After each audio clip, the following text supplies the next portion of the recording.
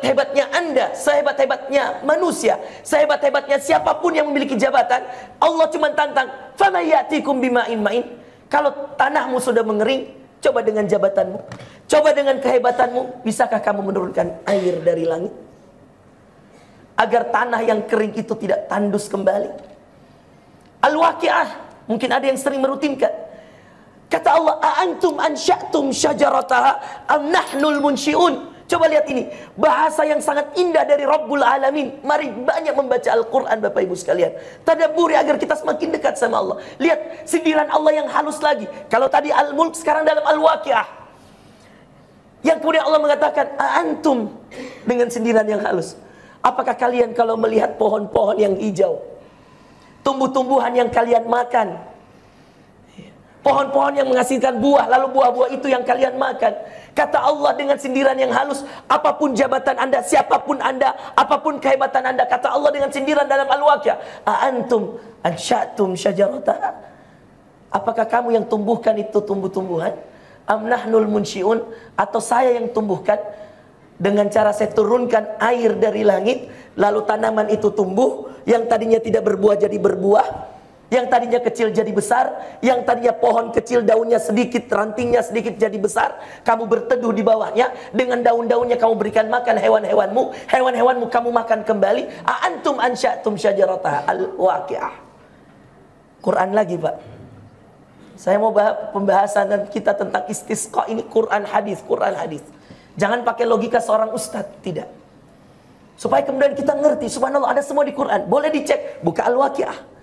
Betul nggak kata Ustadz tadi? Buka Al-Mulk, betul nggak kata Ustadz tadi? Kalau kita sudah bilang Quran, nggak boleh orang beriman tidak percaya. Lihat lagi Bapak Ibu sekalian, Ar-Rahman. Fabi'ayyi ala'i rabbikuma tukadziban. Siapa yang mengalirkan air di laut Bapak Ibu sekalian? Siapa yang membuat dia pasang? Siapa yang membuat dia surut? Siapa yang ngatur? Allah Pak. Pernah dengar ayyamul bid Pak? Kata Nabi, ini hadis. Kata Nabi SAW, dan ini pernah ada peneliti, seorang dokter meneliti puasa bid 3 hari dalam 1 bulan. 13, 14, 15. Setiap tanggal 13, 14, 15 Hijriyah. Cara mengetahuinya lihat bulan Bapak Ibu sekalian. Ketika kemudian kita bulan itu sudah mau purnama, 13, 14, 15 kita dianjurkan puasa. Subhanallah, ini yang dinamakan puasa putih kalau orang Indonesia bilang, saudaraku yang di belakang. Ayyamul bid, puasa putih. Yang kata Nabi SAW, jika kalian menemukan 13, 14, 15 maka berpuasalah. Heran kita, heran para sahabat, ada apa dengan puasa 3 hari dalam 1 bulan ini saudara sekalian? Subhanallah Bapak Ibu sekalian, saya ke Bulukumba bercerita dengan seorang nelayan di sana. Bulukumba Anda mengerti, dari sana kapal pinisi banyak dibuat. Saudara, apa kata mereka? Ustadz, ketika kemudian saya bercerita tentang ayyamul bid, lalu mereka datang ke majelis saya, lalu mendengarkan cerita tentang ayyamul bid, salah seorang nelayan bertanya, "Ustadz, makanya Ustadz kalau tanggal 13, 14, 15 lain mentong kurasa laut." Dia mengatakan, "Saya ada rasa yang berbeda di laut." Saya katakan, "Apa Pak?" "Ada-ada saja Ustadz, yang lain-lain saya dapat di laut." Saya katakan, "Apa itu?" "Kadang-kadang ikan yang aneh-aneh saya temukan, kadang-kadang macam-macam Ustadz keluar di bulan itu." Saya katakan, "Pak, itu mungkin perasaan Bapak. Saya tidak tahu dalilnya dari Quran dan hadis. Yang saya pahami kita dianjurkan puasa 3 hari dalam 1 bulan. Yang subhanallah seorang dokter pernah menjadi jamaah umroh saya. Ketika bersarapan, mengajak saya sarapan waktu itu, lalu kemudian saya katakan, "Saya lagi puasa bid Dok. Kita sarapan." "Saya tidak sarapan." "Ya, puasa bid itu apa Ustaz?" Saya jelaskan 3 hari sebelumnya. Makanya kemudian dia mengatakan, "Ustaz, saya pernah ikut seminar di New York. Dokter spesialis." Dia lalu mengatakan, dia spesialis gizi Bapak Ibu sekalian, penyakit dalam dan gizi, meneliti banyak tentang gizi. Dia mengatakan pada saya, "Ustaz, pantas dulu ada seorang muslim dari Aljazair, seorang dokter, spesialis penyakit dalam. Ini perkumpulan spesialis penyakit dalam di New York." Dia mengatakan, salah satu cara menghindarkan semua penyakit berkaitan dengan lambung, puasa 3 hari dalam 1 bulan. Ayyamul bid. Mau pencernaan lancar, 3 hari dalam 1 bulan. Ayyamul bid. Hasil penelitian dokter ini, namanya penelitian saudara sekalian. Semua bebas meneliti. Dan saya yakin tidak ada yang meneliti kecuali mendapatkan kebaikan. Jangankan muslim yang meneliti. Michael Bukel, Anda bisa search namanya. Kalau saya salah penyebutan mohon maaf, tapi boleh dicek saja. Ilmuwan Prancis masuk Islam gara-gara meneliti mumi Fir'aun. Dia berangkat dari Paris ke Kairo hanya untuk mengecek. Dia meragukan bahwa tidak mungkin ada manusia bisa bertahan sampai ribuan tahun kalau tidak pakai obat-obatan, kalau tidak pakai sesuatu, cairan-cairan. Baru dia masuk ruangan Fir'aun yang diabadikan jasadnya oleh Allah dalam surah Yunus, "Falyauma nunajjika bibadanika litakuna liman khalfaka ayah." Lalu dia mengatakan asyhadu an la ilaha illallah. Dia memanggil orang yang bisa menuntun dia masuk Islam, saudara sekalian. Michael Bucaille kalau saya tidak salah namanya. Boleh dicek di internet, saudaraku. Bagaimana dengan ilmuwan-ilmuwan yang lain, saudara sekalian yang dimuliakan Allah? Ternyata Allahu Akbar berkaitan erat yang namanya amal saleh, saudaraku, dengan rezeki yang Allah turunkan. Istisqa yang kita lakukan hari ini jangan tiap hari, saudara. Karena kalau tiap hari orang istisqa, berarti tiap hari banyak dosa yang dilakukan. Sedikit amalan saleh. Kalau tiap bulan kita harus sholat istisqa, berarti satu penduduk kota ini lagi dibenci sama Allah, lagi ditegur sama Allah. Makanya sholat istisqa kalau sudah dilakukan dalam satu kota, saudara sekalian, satu daerah sudah sholat istisqa, semua harus introspeksi diri. Mungkin banyak sholat yang ditinggalkan. Mungkin ketika sholat duhur azan berkumandang kita masih asik di kantor kita, dengan santai kita di sana, tanpa pernah merasa ada kewajiban bahwa ini sholat, dipanggil ke Allah. Ini yang kasih rezeki, panggil saudara sekalian. Kalaulah komandan kita mengatakan siap dan Allahu Akbar. Bagaimana kalau Allah yang panggil, saudaraku? Anda harus lebih siap. Bahkan kalau perlu, lebih baik Anda dimusuhi komandan daripada Anda dimusuhi Tuhannya komandan. Allah Rabbul Alamin yang mengatur rezeki komandan. Jawablah dengan baik-baik. Katakan pada komandan, dan izin sholat 5 menit komandan. Subhanallah. Saya yakin tidak ada komandan yang tidak membolehkan. Saudaraku yang dimuliakan Allah, 3 hal yang membuat rezeki tertahan. Hal pertama, kewajiban yang ditinggalkan. Bukan dulu dosa, kewajiban dulu. Maka ada pernah supporter PSM Makassar datang ke saya ketika saya ceramah. Lalu dia bilang, "Ustaz, percuma aja saya Ustaz sholat. Kau masih minum kah Ustaz?" Coba dengan polosnya anak ini mengatakan, masih minum, masih mabok dia Pak. Dia bilang, "Masih minum balok kau Ustaz, jamaah sholat saya." Karena nasihat saya kepada supporter waktu cuma satu. Saya bilang, jaga saja sholat 5 waktu. Itu mau dulu. Subuh, duhur, asar, maghrib, isya. Jaga. Kalau Anda bisa 5 waktu, tepat waktu di masjid, 40 hari datang ke saya. Saya kasih 500.000 saya bilang. Ada yang dah coba, baru 20 hari gagal nih. Ada yang 10 hari, wah gagal nih. Macam-macam alasan, ketiduran nih, sholat subuh lah, macam-macam. Subhanallah, saudara sekalian melakukan Allah. Hal yang paling pertama yang kemudian tidak boleh kita tinggalkan adalah sholat 5 waktu. Inilah kewajiban yang paling mendasar. Sehari 5 kali. Yang diwajibkan cuma syahadat, sholat, rukun Islam. Sholat 5 waktu, puasa Ramadan, zakat juga. Cuma zakat setahun sekali, zakat fitrah. Dan bagi yang mampu baru ada zakat mal dan lain sebagainya. Dan haji pun bagi yang mampu.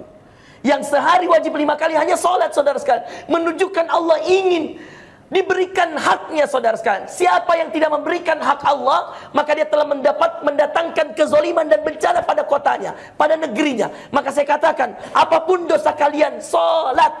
Semoga, saya katakan sama anak muda ini, sholat saja dek. Semoga 1 kali di antara sekian banyak sujudmu yang kau bilang, percuma Ustaz, STMJ dong namanya Ustaz, sholat terus maksiat jalan. Saya bilang, enggak apa-apa, yang penting sholat kau.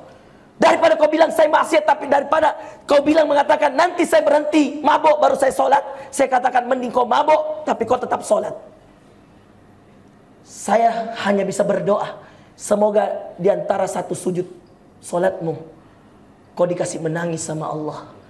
Lalu kamu setelah salam mengatakan, Assalamualaikum warahmatullahi, Assalamualaikum warahmatullahi, izinkan aku bertobat. Karena kita tidak tahu pengaruh sholat, saudara sekalian, luar biasa di sisi Allah Subhanahu wa ta'ala. Yang kedua yang mendatangkan bencana adalah maksiat yang dikerjakan, saudara sekalian, dosa. Ketahui ya, setiap anak cucu Adam yang berbuat dosa, dia telah mendatangkan satu buah kemurkaan Allah di tempatnya. Makin banyak maksiat dikerjakan. Ini dalam hadis Bukhari. Maka kemudian orang yang membunuh 100 nyawa dalam hadis Bukhari diceritakan Nabi, disuruh pindah tempat. Kenapa? Karena di tempatnya dia tidak akan bisa berubah. Lingkungannya tidak baik. Berapa banyak orang-orang yang di tahanan-tahanan kita? Coba tanyakan. Kadang-kadang bosnya cuma 1, 10 orang anggotanya. Pengaruh lingkungan, saudara sekalian. Maka jauhi orang-orang yang mengajakmu pada keburukan, kebatilan. Karena itu bisa mendatangkan murka Allah, sehingga hujan susah turun, saudara sekalian. Tanah kita mengering, panen kita gagal, hewan-hewan kita mati. Itu karena apa? Karena ada yang berbuat maksiat dan dosa. Dan yang terakhir, saudara sekalian, yang bisa mendatangkan na'udzubillah azab Allah, saudara sekalian, adalah menzolimi orang lain. Kata Rasulullah sallallahu alaihi wasallam, berkata Allah, fa inni haramtu dzulma ala nafsi. Allah mengatakan, saya haramkan menzalimi orang dalam diri saya. Makanya ayat yang kita baca pada rakaat kedua apa, saudara sekalian, akhirnya idza zulzilatil ardu zilzalaha wa akhrajatil ardu athqalaha. Apa yang terakhirnya? Faman ya'mal mithqala dzarratin khairan yarah wa may ya'mal mithqala dzarratin syarran. Siapa yang berbuat kebaikan walaupun sebesar biji sawi, dia akan temukan kebaikan itu di dunia maupun di akhirat. Dia bagi-bagi Jumat, berbagi berkah, dia sayangi anak yatim, dia sayangi orang yang terzalimi, dia bantu fakir miskin, dia berbagi, dia taat sama Allah, maka yakin akan dia temui di akhirat. Allah tidak mungkin menzaliminya. Nggak mungkin orang yang berbuat kebaikan lalu orang lain yang mendapatkan kebaikannya, tidak mungkin. Sebaliknya, tidak mungkin orang yang berbuat dosa lalu orang lain yang dihukum, tidak mungkin, saudara sekalian. Kalaulah hukum kita di dunia ada seperti itu, bahwa siapa yang melakukan dia yang dikenakan, maka bagaimana dengan Allah? Kata Allah, saya haramkan kezaliman dalam diri saya. Saudaraku, para polisi yang dimuliakan Allah, kita bersaudara karena Allah. Jangan ki zalim, Pak, sama siapapun. Tegakkan ki keadilan. Jangan mau gampang disogok, jangan mau gampang disuap. Jadi ki polisi yang menegakkan kebenaran, menegakkan keadilan. Jadi ki polisi yang idealis. Dunia sebentar, Pak, sebentar sekali. Tanyakan pada yang sudah usianya 50-60 tahun, berapa lama dia sudah mengabdi di kepolisian. Ada yang menyesal di akhirat. Kenapa waktu saya jadi polisi saya tidak banyak menolong orang lain? Padahal dengan seragam bapak-bapak ini, subhanallah, bapak bisa menolong banyak orang, menolong orang-orang yang terzolimi. Dan kebalikannya, Pak, tadi, bahwa ketika yang mendatangkan bencana adalah menzolimi orang, sebaliknya, siapa orang yang menolong orang terzolimi, maka dia akan mendapatkan berkah dan rezeki dari Allah yang melimpah banyak. Semakin banyak orang dizolimi kita tolong, semakin banyak orang susah kita sayangi, orang susah kita kasihani. Jangankan orang susah manusia, Pak, anjing diceritakan Nabi, seorang wanita penzina, Pak, hadis Muslim, Anda bisa cek di internet, diberi air minum, bukan air yang dibeli pakai uang, Pak, air danau, pakai sepatunya, dia bungkukkan badannya, lihat anjing kehausan, dia ambilkan air, dia kasih minum anjing itu. Ini hadis Muslim. Tidak mungkin Nabi bohong, Pak. Ini hadis Muslim, sahih. Saya jurusan ilmu hadis S3 saya di Sudan, Pak. Saya teliti hadis ini, subhanallah. Lihat betapa rahmatnya Allah. Anjing yang terzolimi saja, tidak ada yang kasih minum. Wanita yang kerjanya menjual dirinya, penzina, tiap hari dia jual dirinya, Bapak Ibu sekalian. Itu kasih minum anjing dengan kasih sayang, hanya karena ingin menolong anjing ini agar dia tidak terzolimi. Apa kata Nabi di akhir hadisnya? Allah ampuni semua dosanya. Allah. Mari kita menolong orang-orang, Pak. Itu anjing ditolong, apalagi hamba Allah, apalagi orang-orang terzalimi. Banyak yang akan datang ke Bapak, Pak, tolong, Pak, rumahku dicuri. Pak, tolong, Pak, rumahku seperti ini. Pak, tolong seperti ini. Pak, tolonglah, Pak. Allah Subhanahu wa taala tidak buta, Allah Subhanahu wa taala tidak ngantuk dan tidak tidur. Pasti semakin banyak Anda menolong orang, semakin banyak Anda ditolong Allah. Itu janji Allah dalam surah Muhammad ayat 7. In tansurullaha yansurkum wa yutsabbit aqdamakum. Terakhir kita berdoa kepada Allah dan kita doakan kota kita, kota Makassar ini, agar Allah Subhanahu wa taala menurunkan hujannya. menurunkan rezekinya, mengangkat segala macam musibah yang ada di kota ini. Kita berdoa kepada Allah, Allahumma salli ala Muhammadin wa ala ali Muhammad kama sallaita ala Ibrahim wa ala ali Ibrahim innaka Hamidum Majid. Allahumma ya Allah, inna nas'aluka bi asma'ikal husna wa sifatikal ula. Allahumma anzil alaina matara, Allahumma aghithna, Allahumma aghithna, Allahumma aghithna. Ya Allah, turunkan ke kota kami hujanmu ya Rabb, turunkan ke negeri kami hujanmu ya Rabb, jauhkan kami dari polusi-polusi ya Rabb, jauhkan kami dari segala macam kekeringan ya Rabb. Allahumma anzil alaina mataran min indika ya Rabbal alamin. Ya Allah, turunkan kepada kami ya Allah hujanmu ya Allah, agar para petani-petani kami bisa menumbuhkan kembali sawah-sawah mereka ya Rabb, agar para mereka yang memiliki tanaman-tanaman bisa menumbuhkan tanaman-tanaman mereka ya Rabb. Ya Allah, jangan Engkau hukum kami karena dosa sebahagian kami. Kami memohon ampun kepadamu ya Allah, kami memohon ampun kepadamu ya Allah. Jangan sampai karena dosa kami, kota kami Engkau tahan hujannya ya Rabb. Jangan sampai kami yang berbuat dosa lalu kota ini Engkau keringkan dengan kekeringan.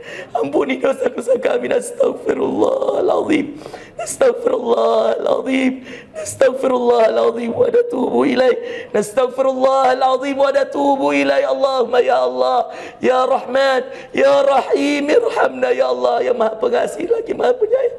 Sayangi kami semua yang hadir hari ini ya Allah. Jadikan perantara doa istisqa kami ini ya Allah, turunnya hujanmu ya Allah. Allahumma ya Allah, ya mujibas sailin, Engkau yang menjawab doa-doa kami ya Allah. Perbaiki kami ya Allah. Jadikan kami semua yang hadir menjadi orang-orang yang rajin salat ya Allah, menjaga salat 5 waktu kami, keluarga kami, jadikan keluarga kami keluarga yang rajin salat ya Allah. Jadikan anak-anak cucu kami menjadi anak-anak cucu kami yang rajin salat ya Allah. Jadikan mereka dekat dengan Al-Quran, jauhkan mereka dari maksiat dan dosa. Jauhkan kami ya Allah dari segala macam bahaya di kota kami, kota Makassar ya Allah. Jaga kami ya Allah, jaga kota kami ya Allah. Berikan keberkahan kepada kota kami ya Allah. Berikan kepada kota kami hidayahmu ya Allah, agar penduduk kota ini melakukan ketaatan dan jauh dari maksiat ya Rabbal Alamin. Rabbana zalamna anfusana wa illam taghfir lana wa tarhamna lanakunanna minal khasirin. Kami mengakui banyak kezaliman kami ya Allah.